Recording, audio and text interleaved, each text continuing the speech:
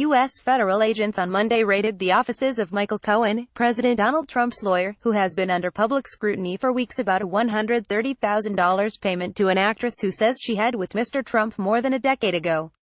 The raid on Mr. Cohen's office was authorized by the U.S. Attorney's Office in Manhattan, New York, and was based at least partly on a referral from Special Counsel Robert Mueller, according to his lawyer Stephen Ryan. The decision by the U.S. Attorney's Office in New York to conduct their investigation using search warrants is completely inappropriate and unnecessary. Mr. Ryan said, "It resulted in the unnecessary seizure of protected attorney-client communications between a lawyer and his clients." Mr. Ryan did not elaborate on the documents that were taken from his client's office but said he has cooperated with investigators, including speaking with politicians looking into Russian interference in the 2016 presidential election. Mr. Trump addressed the issue at a meeting to discuss U.S. reaction to the situation in Syria at the White House on Monday afternoon, saying, "It's a disgraceful situation.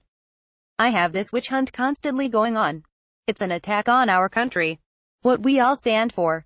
The president also called the special counsel the most conflicted group of people I have ever seen, and reopened a wound, criticizing Attorney General Jeff Sessions for recusing himself from the investigation. In his remarks to the Senate Intelligence Committee, Mr. Cohen confirmed that during the early parts of the 2016 campaign, the Trump Organization pursued a proposal in Russia for a Trump Tower Moscow. He has played down the significance of the deal, which fell through, and said it was not related to the campaign. But Mr. Cohen has more recently attracted attention for his acknowledgement that he paid Ography star Stormy Daniels, real name Stephanie Clifford, $130,000 out of his pocket days before the 2016 presidential election. Mr. Cohen has said neither the Trump Organization nor the Trump campaign was a party to the transaction with Daniels, and he was not reimbursed for the payment. Mr. Trump told reporters last week that he did not know about the payment. Daniels said she had with Mr. Trump in 2006. She has been suing to invalidate the non-disclosure agreement she signed before the election and has offered to return the $130,000 she was paid in order to set the record straight.